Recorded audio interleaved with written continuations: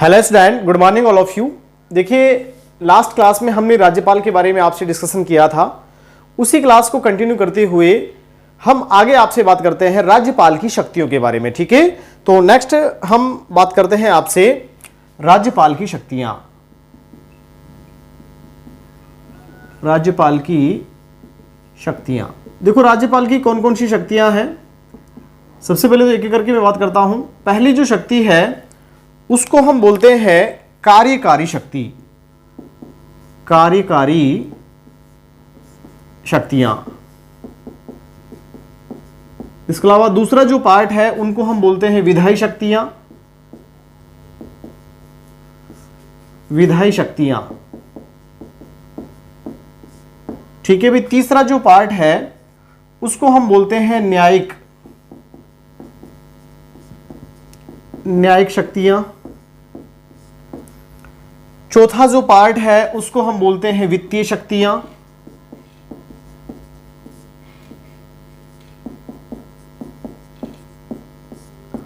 और लास्ट हम बात करते हैं स्वयं विवेक की शक्तियां।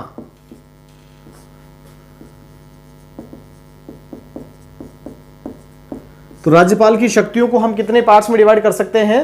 राज्यपाल की शक्तियों को हम 5 भागों में डिवाइड कर सकते हैं। सबसे पहला है कार्यकारी शक्तियां, विधायी शक्तियां, न्यायिक शक्तियां, वित्तीय शक्तियां और लास्ट है स्वयं विवेक की शक्तियां। अब देखो एक एक करके हम आपसे बात करते हैं। सबसे पहले बात कर रहे हैं किसके बारे में? कार्यकारी शक्तियों के बारे में। नंबर 1 हम बात करते हैं कार्यकारी शक्तियां।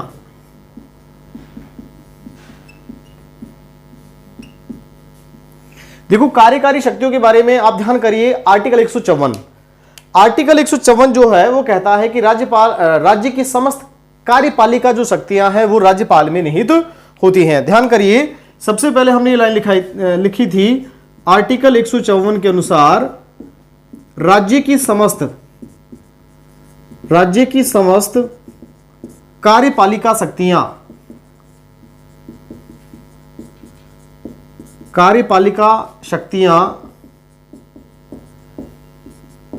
राज्यपाल में निहित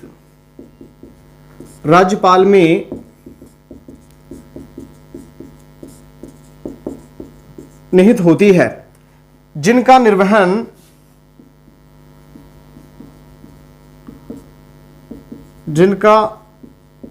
निर्वहन करने के लिए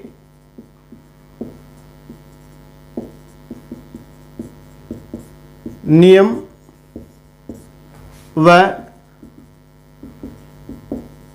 कार्यों का बंटवारा राज्यपाल द्वारा किया जाता है। इसका मतलब समझिए। देखो भाई, इसका मतलब यह है कि राज्य में समस्त जो कार्यपालिका जो शक्तियां हैं वो राज्यपाल में निहित है। और चूंकि राज्यपाल खुद तो कार्य नहीं करता, लेकिन कार्यपालिका के जो इसके अधीन है, जैसे मुख्यमंत्री है, मंत्रिपरिषद है, शासन सचिवालय है, इनके माध्यम से उनको अलग अलग कार्य विभाजित करके अपनी कार्यपालिका शक्तियों का क्या करवाता है? निर्वहन करवाता है। ठीक है, तो हम ये कह सकते हैं राज्य की समस्त कार्यपालिका शक्तियां राज्यपाल में निहित होती हैं, जिनका निर्वहन करने के लिए नियम और कार्यों का विभाजन या बंटवारा जो है राज्यपाल के द्वारा अलग अलग, जैसे मुख्यमंत्री का अलग कार्य है, शासन सचिवालय का अलग कार्य है, तो इस प्रकार से अपनी शक्तियों का उपयोग करने के लिए नियम और कार्यों का क्या कर देता है? विभाजन कर देता है। ठीक है, देखो इसके अलावा कार्यकारी शक्तियों में ही देखते हैं हम आर्टिकल 164 के अनुसार। किसके अनुसार? आर्टिकल 164, ये भी कार्यकारी शक्तियों में आता है। आर्टिकल 164 के अनुसार राज्यपाल जो है वो मुख्यमंत्री और मंत्रिपरिषद का गठन करता है। मुख्यमंत्री की नियुक्ति और मंत्रिपरिषद एवं मंत्रिपरिषद का गठन किसके द्वारा किया जाता है? राज्यपाल के द्वारा किया जाता है। ठीक है भाई, ये भी कार्यकारी शक्तियों में आती है। पहला हम यहां बात कर लें तो आर्टिकल 154 की बात की। उसके बाद आर्टिकल 164 के अनुसार राज्यपाल जो है किसकी नियुक्ति करता है? मुख्यमंत्री की नियुक्ति करता है और साथ में क्या करता है? मंत्रिपरिषद का गठन करता है। इसके अलावा तथा इनकी सलाह पर, यहां लिख देता हूं, तथा इनकी सलाह पर, किनकी सलाह पर? मुख्यमंत्री और मंत्री परिषद की सलाह पर बहुत सारी नियुक्तियां जो है वो राज्यपाल के द्वारा की जाती हैं। जैसे सबसे पहले हम बात करते हैं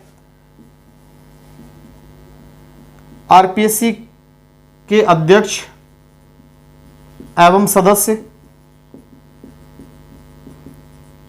ठीक है भाई, इनकी जो नियुक्ति जो है, इनकी सलाह पर देखो किस किस की नियुक्ति करता है। तो सबसे पहले हम बात करते हैं आरपीएससी के अध्यक्ष व सदस्य की नियुक्ति, राज्य महाधिवक्ता की नियुक्ति, राज्य महाधिवक्ता। ठीक है भी, राज्य महाधिवक्ता जो है, जो राज्य सरकार का जो एडवोकेट होता है, ठीक है, उसकी नियुक्ति किसके द्वारा की जाती है? राज्यपाल ही करता है, लेकिन इनकी सलाह पर करता है। ठीक है, इसके अलावा आगे मैं बात करता हूं तो देखो हमारे पास राज्य निर्वाचन आयोग, राज्य निर्वाचन आयुक्त, राज्य निर्वाचन आयुक्त की नियुक्ति की जाती है। इसके अलावा नंबर 3 हम बात करते हैं तो लोकायुक्त की नियुक्ति। मैंने आपको बताया कि लोकायुक्त नियुक्ति की जो समिति है, उस समिति का गठन राज्यपाल के द्वारा किया जाता है और उसके समिति के अध्यक्ष कौन होते हैं? मुख्यमंत्री होते हैं। और देखो और कौन कौन सी नियुक्तियां जो है राज्यपाल मुख्यमंत्री की सलाह से करता है। राज्यपाल समस्त राजकीय विश्वविद्यालयों का, समस्त राजकीय विश्वविद्यालयों का कुलाधिपति होता है। कुलाधिपति, पदेन कुलाधिपति, पदेन, इसका मतलब यह है कि उनकी कार्यवाही वगैरह में भाग नहीं लेता। ठीक है, यूनिवर्सिटीज की कार्यवाहियों में उनमें भाग नहीं लेता, लेकिन फिर भी उनका सर्वोच्च होता है, पदेन कुलाधिपति होता है। तथा समस्त कुलपतियों की नियुक्ति, कुलपतियों की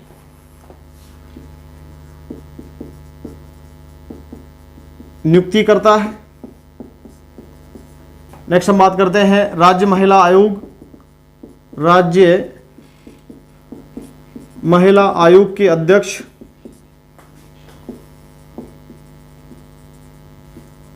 इनकी नियुक्ति मुख्यमंत्री की सलाह से करता है। नेक्स्ट बात करते हैं हम राज्य सूचना आयोग, राज्य सूचना आयोग, इसका गठन और इसके अध्यक्ष की नियुक्ति।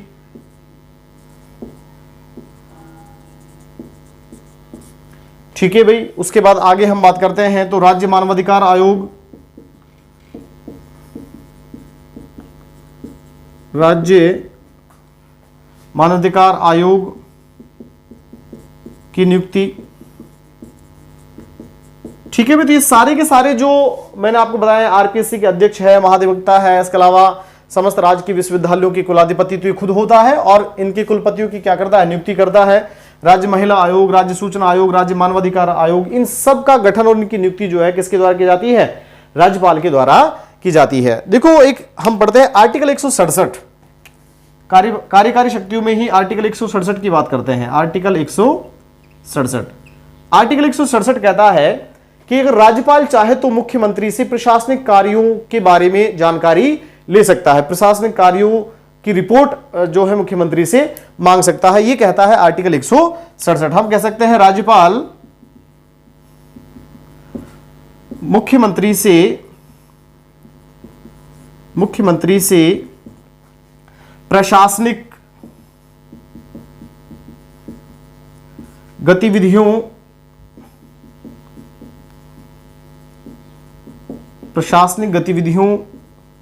की जानकारी मांग सकता है। मतलब क्या है? मतलब यह है कि राज्यपाल को इतना पावर है कि मुख्यमंत्री से वो कह सकता है कि भाई प्रशासनिक रूप से शासन सही ढंग से संचालित हो रहा है या नहीं हो रहा है, तो उसके एवज में उसको लगता है तो वो प्रशासनिक जो गतिविधियां हैं उनके बारे में जानकारी मुख्यमंत्री से राज्यपाल मांग सकता है। कौन से आर्टिकल के तहत? आर्टिकल 167 के तहत। ठीक है भाई, उस कार्यकारी शक्तियों में ही आगे मैं आपसे बात करता हूं राज्य आपातकाल, आर्टिकल 356 की बात कर रहा हूं मैं। देखो आर्टिकल 356, देखो आर्टिकल 356 क्या कहता है, राज्यों में आपातकाल की स्थिति। अब राज्यों में आपातकाल कब लगेगा, जब राज्य का शासन मुख्यमंत्री संविधान के अनुच्छेदों के अनुसार, संविधान के अनुसार नहीं चलाते हैं, अपनी मनमर्जी करते हैं। ठीक है भाई, जब मुख्यमंत्री जो है उसका शासन जो है संवैधानिक तरीके से नहीं चल रहा होता, ऐसा लगता हो राज्यपाल को कि भाई शासन संवैधानिक तौर तरीकों से नहीं चलाया जा रहा है, तो राज्यपाल जो है वो राज्य में जो राष्ट्रपति शासन लगाने की क्या करेगा, सिफारिश करेगा राष्ट्रपति के पास कि इस राज्य में जो शासन चलाया जा रहा है ये संवैधानिक तौर पर नहीं चलाया जा रहा है या संविधान के अनुसार नहीं चलाया जा रहा है, तो इसमें क्या कर दिया जाए, राष्ट्रपति शासन लागू कर दिया जाए।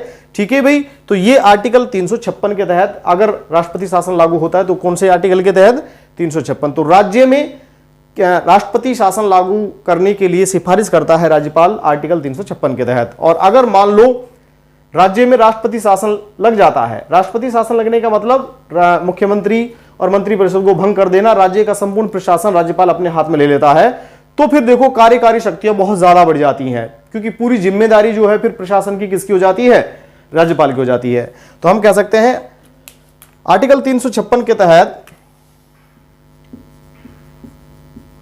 किसी राज्य का शासन संवैधानिक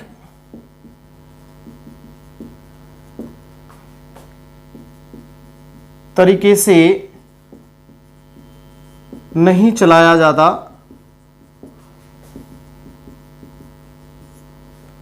है तो राज्यपाल उस राज्य में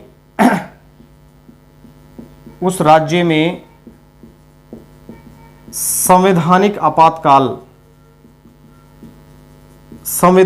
आपातकाल लागू करने की सिफारिश राष्ट्रपति को करता है।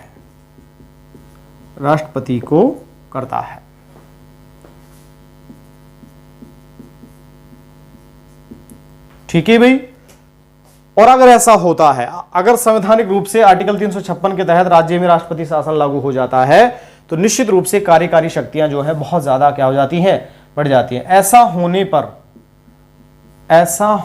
पर राज्यपाल की कार्यकारी शक्तियां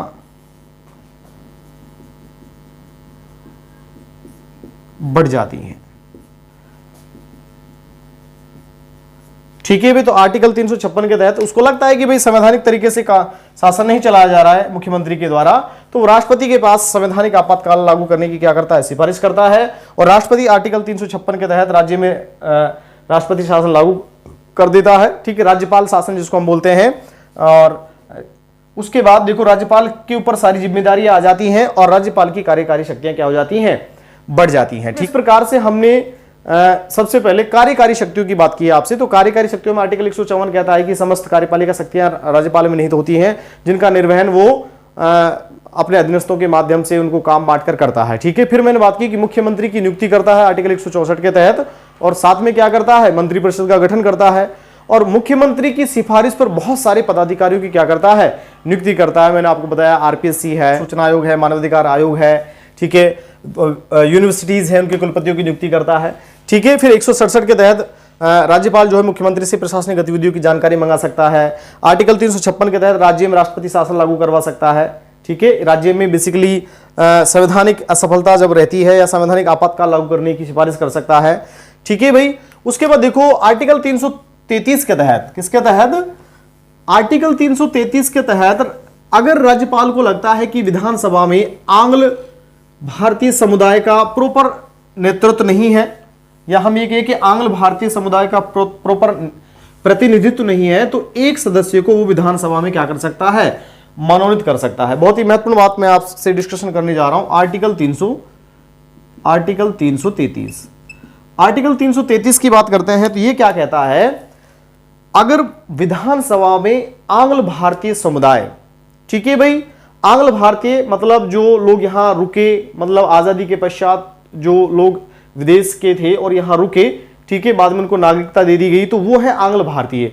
उन आंग्ल भारतीयों का अगर मान लो वो काफी संख्या में है और उनका प्रतिनिधित्व विधानसभा में नहीं है, तो एक व्यक्ति आंग्ल भारतीय समुदाय से राज्यपाल विधानसभा में नियुक्त कर सकता है, मनोनीत कर सकता है, ठीक है। तो इसमें मैं एक लाइन कह सकता हूं, राज्यपाल आंग्ल भारतीय समुदाय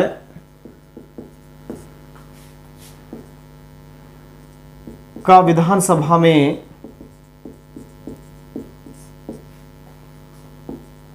उचित प्रतिनिधित्व नहीं होने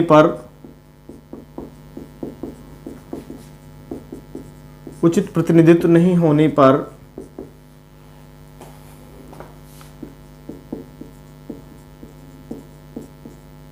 उनमें से एक सदस्य को उनके प्रतिनिधित्व हेतु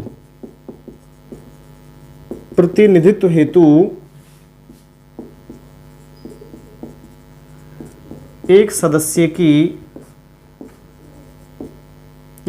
को मनोनीत कर सकता है,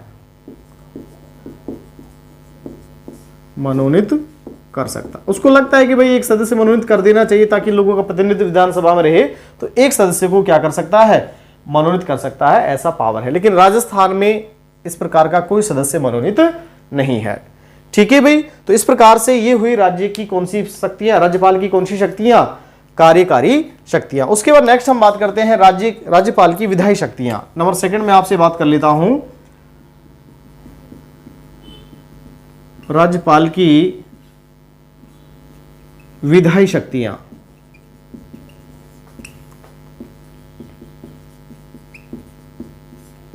देखो विधायी शक्तियां कौन कौन सी हैं। सबसे पहले मैं आर्टिकल 174 की बात करता हूं। आर्टिकल 174 कहता है कि विधानसभा के सत्र को बुलाना, विधानसभा के सत्र को बुलाना, सत्र समाप्त करना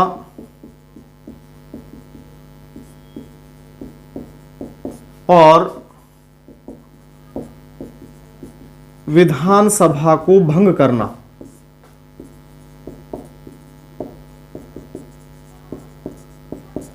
ठीक है भाई, ये विधायी शक्तियां हैं, विधानसभा से रिलेटेड जो मैंने शक्तियां आपको बताई हैं।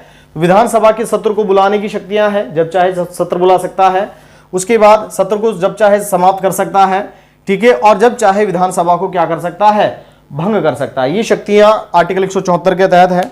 उसके बाद आर्टिकल 175 की बात करता हूं। देखो आर्टिकल 175 विधानसभा में अभिभाषण करता है,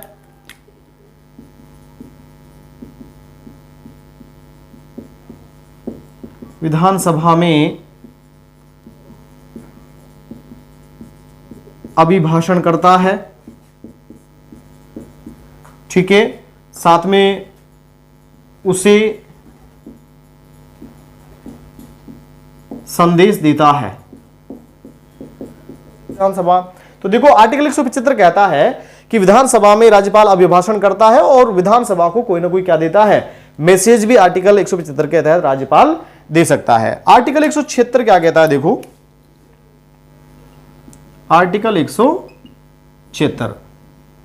176 कहता है विधानसभा में प्रथम अभिभाषण, विधानसभा में विशेष अभिभाषण जिसको बोलते हैं, विशेष अभिभाषण, इसका मतलब क्या है, सत्र की शुरुआत, सत्र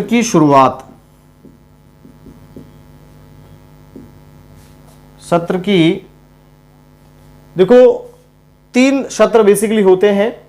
एक बजट सत्र होता है, एक मानसून सत्र होता है, एक शीतकालीन सत्र होता है, ठीक है। तीन बार विधानसभा में बेसिकली सत्रों का आयोजन होता है। तो उस जो भी सत्र शुरू होता है, बजट सत्र हो चाहे मानसून कालीन सत्र हो चाहे शीतकालीन सत्र हो, जब भी उसकी शुरुआत होती है तो शुरुआत में जो भाषण दिया जाता है वो भाषण कहलाता है उसका विशेष अभिभाषण। ठीक है, तो सत्र की शुरुआत में दिया जाता है। ठीक है, तो हमारे पास देखो ये हमने बात की है राज्यपाल की विधायी शक्तियां। इसके अलावा देखो आर्टिकल 200 की बात करता हूं। आर्टिकल 200, आर्टिकल 200 क्या कहता है, जैसे मान लो विधानसभा में कोई विधेयक पारित हुआ, ठीक है भाई, और वो विधेयक जो है किसी विषय को लेकर के राज्य सरकार द्वारा कोई कानून बनाया जाना है, तो कानून बनाने के लिए उसको विधानसभा में क्या करना होता है, पारित करना होता है। अगर विधान परिषद हो तो उसमें भी पारित करना होता है। विधानसभा और विधान परिषद में 2/3 बहुमत या जिस प्रकार का वो विधेयक होता है उस प्रकार से सामान्य बहुमत से या 2/3 बहुमत से उस विधेयक को पारित कर लिया जाता है। अब वो विधेयक कानून कब बनता है, जब उस पर राज्यपाल अपना हस्ताक्षर कर देता है। तो विधानसभा में उस विधेयक को पारित करने के बाद, उस कानून को पारित करने के बाद किसके पास भेजा जाता है, राज्यपाल के पास भेजा जाता है। अब राज्यपाल के पास कई प्रकार की शक्तियां, राज्यपाल चाहे तो उस विधेयक पर हस्ताक्षर कर सकता है, राज्यपाल अगर नहीं चाहे तो हस्ताक्षर नहीं कर सकता है, राज्यपाल चाहे तो उसको वापस लौटा सकता है। राज्यपाल को ऐसा लगता है कि भाई ये मामला जिस विषय पर ये कानून बना है, इस विषय पर इस कानून को राष्ट्रपति के लिए भेजना चाहिए, ठीक है, तो राष्ट्रपति के पास भेज सकता है। तो यहां देखो बड़ी महत्वपूर्ण बातें हैं। सबसे पहले तो मैं कहता हूं विधेयकों को अनुमति देना, विधेयकों को अनुमति देना। एक बात, अगर राज्यपाल को ऐसा लगता है कि भाई कानून में शायद कुछ खामी रह गई है तो वो उसको विधानसभा में क्या करता है, वापस भेज सकता है। ठीक है, और विधानसभा में वापस भेजने के बाद विधानसभा उसको पुनः पारित कर देती है, तो अब की बार राज्यपाल को अनुमति देनी ही होती है। ठीक है, या फिर इसको राष्ट्रपति के लिए, राष्ट्रपति को आरक्षित रखता है। तो सामान्यतः देखो विधेयकों पर राज्यपाल जो है सिग्नेचर कर देता है, लेकिन उसको लगता है कि भाई ये कहीं न कहीं देखो कानून किस पर बनाती है विधानसभा, या तो बनाती है राज्य सूची के विषय पर या बनाती है कौन सी सूची के विषय पर, समवर्ती सूची के विषय पर। अब ऐसा लगता है कि कहीं न कहीं विधानसभा जो है उसने कानून इन दोनों सूचियों के अलावा जो संघ सूची जो है उसके ऊपर कोई कानून बना दिया, ऐसा लगता हो राज्यपाल को, तो राज्यपाल उस कानून को आरक्षित कर देता है किसको भेजने के लिए, राष्ट्रपति के लिए। ठीक है भाई, तो इस प्रकार से ये है कौन सी शक्ति, आर्टिकल 200 के अंतर्गत राज्यपाल की शक्तियां हैं, जो विधेयकों को अनुमति देने के बाद ही विधेयक अधिनियम बनते हैं। एक तो होता है विधेयक और एक होता है अधिनियम।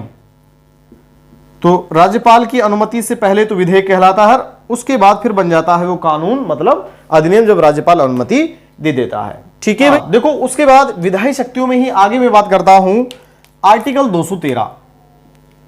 आर्टिकल 213, आर्टिकल 213 बड़ा महत्वपूर्ण है पेपर की दृष्टि से। ठीक है भाई, आर्टिकल 213 जो है ये है अध्यादेश, अध्यादेश जारी करना, अध्यादेश जारी करना, यह भी विधायी शक्तियों के अंतर्गत ही आता है। देखो भाई, मान लीजिएगा विधानसभा का सत्र नहीं चल रहा है और अचानक से, जैसे मान लो विधानसभा का सत्र चलता है फरवरी के आसपास चलता है, इसके अलावा फिर जुलाई अगस्त में चलता है, उसके बाद दिसंबर के आसपास चलता है। अगर मान लीजिएगा ऐसा लगे कि भाई किसी विषय पर कानून बनाना अर्जेंट है, बहुत अभी बनाना है, अब विधानसभा सत्र में है नहीं, क्योंकि कानून तो तभी बनेगा जब विधानसभा सत्र में होगी। ठीक है भाई, विधानसभा अगर सत्र में नहीं है, किसी विषय पर अर्जेंट कानून बनाना हो, तो फिर राज्यपाल क्या करता है, मंत्री परिषद से सलाह लेकर क्या कर देता है, एक अध्यादेश जारी करके कानून बना देता है। ठीक है भाई, एक अध्यादेश जारी कर देता है और उसी अध्यादेश से उस विषय पर कानून बन जाता है। ठीक है, तो होता क्या है, देखो मैं यहां बात करता हूं आपसे, विधानसभा सत्र, विधानसभा सत्र नहीं चल रहा हो और अति महत्वपूर्ण विषय पर कानून बनाने के लिए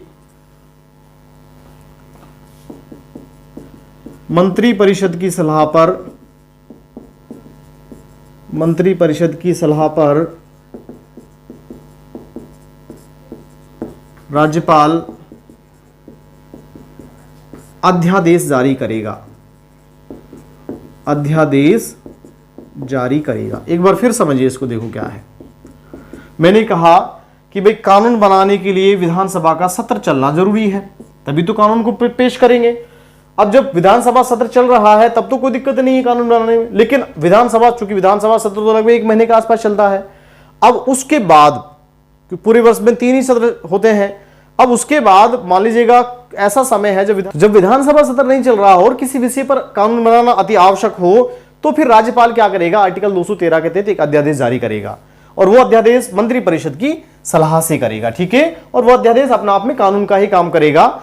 लेकिन जब भी इस अध्यादेश की जो अवधि है, अध्यादेश की अवधि मैक्सिमम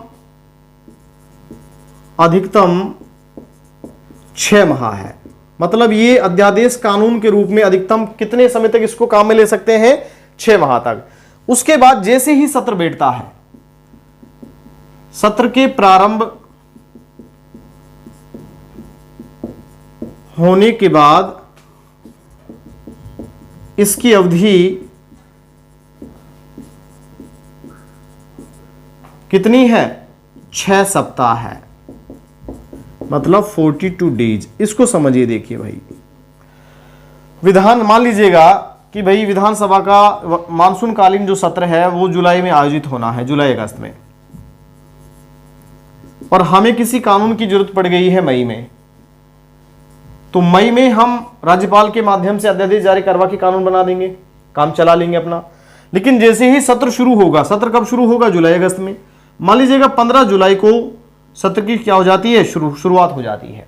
ठीक है भाई, अब इस सत्र की शुरुआत के 42 दिन तक ये कानून लागू रहेगा, ये अध्यादेश प्रभावी रहेगा। ठीक है भाई, मतलब हम ये कहें कि भाई लगभग पूरा जुलाई और लगभग पूरा अगस्त। ठीक है, 45 दिन में 15 दिन इधर जुलाई में, 30 दिन उधर, तो लगभग 1.5 महीने का समय हम कह सकते हैं, 45 दिन का 42 दिन का समय हम कह सकते हैं। अगर 42 दिन में इस कानून को, इस अध्यादेश को कहां, विधानसभा में पारित नहीं किया गया, विधानसभा में पारित नहीं किया गया, तो यह स्वतः क्या हो जाएगा, समाप्त हो जाएगा। बहुत ही महत्वपूर्ण बात है। देखो, अध्यादेश की अधिकतम अवधि कितनी होती है, 6 माह।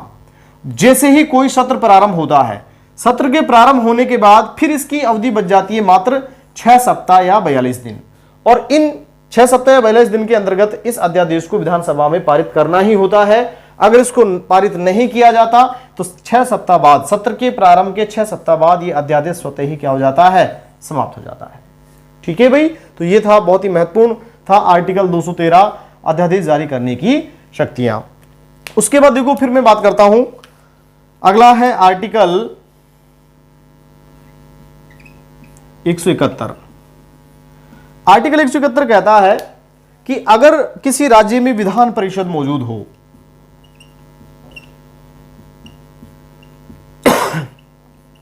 क्या हो, विधान परिषद, तो इस विधान परिषद के 1/6 सदस्य,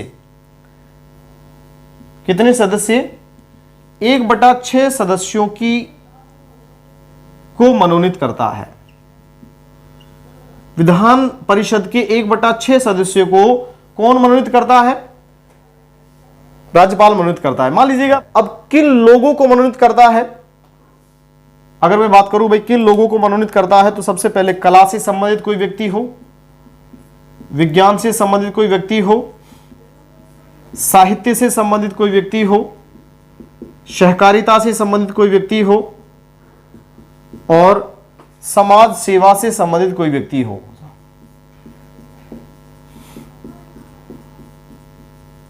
समझ में आया भाई? इसका मतलब क्या है? इसका मतलब यह है कि राज्यपाल जो है विधान परिषद के 1/6 सदस्यों को क्या करता है, मनोनीत करता है, और वो सदस्य कला, विज्ञान, साहित्य, सहकारिता, समाज सेवा आदि से जुड़े हुए होने चाहिए या हो सकते हैं। ठीक है भाई, ये हुआ हमारा आर्टिकल 171, विधान परिषद के सदस्य 1/6 सदस्यों की नियुक्ति। ठीक है भाई, उसके बाद देखो आगे बात करता हूं, उसके बाद देखो विधायी शक्तियों के अंतर्गत ही मैं बात करता हूं। राज्यपाल राज्य वित्त आयोग,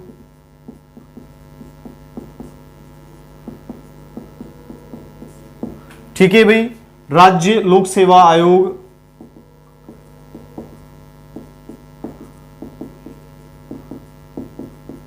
और नियंत्रक एवं महालेखा परीक्षक, नियंत्रक एवं महालेखा परीक्षक, जिसको बोलते हैं केग, क्या बोलते हैं, केग, सेंट्रल ऑडिटर जनरल की रिपोर्ट प्रतिवर्ष राज्य विधानमंडल के समक्ष, राज्य विधानमंडल के समक्ष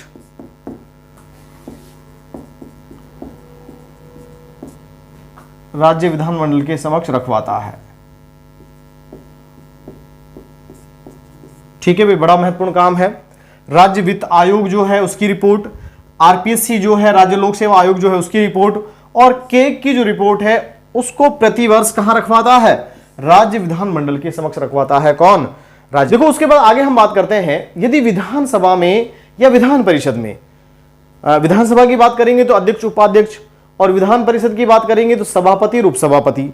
ठीक है भाई, अगर इनका पद क्या हो जाए, रिक्त हो जाए, तो विधानसभा की अध्यक्षता करने के लिए राज्यपाल किसी व्यक्ति विशेष का नाम निर्देशित करता है। ठीक है, यह भी इसकी विधायी शक्ति है। हम कह सकते हैं विधानसभा में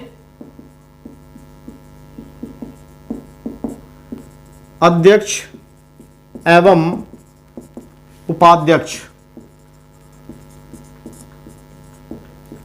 का पद रिक्त हो जाने पर राज्यपाल इसकी अध्यक्षता हेतु नाम निर्देशित करता है, नाम निर्देशित करता है। ठीक है भाई, तो ये शक्ति भी राज्यपाल की विधायी शक्तियों के अंतर्गत ही आती है। तो देखो इस प्रकार से मैंने इस क्लास में आपसे बात की है, किस किस की बात की है। सबसे पहले तो हमने राज्यपाल की कौन सी शक्तियां, कार्यकारी शक्ति की बात की, और उसके बाद फिर राज्यपाल की कौन सी शक्तियां, विधायी शक्तियां। इसके बाद हम नेक्स्ट जो आगे आपसे बात करेंगे वो राज्यपाल की न्यायिक शक्तियां, वित्तीय शक्तियां और स्वविवेक की शक्तियों के बारे में बात करेंगे। तो आज की इस क्लास में इतना ही, धन्यवाद।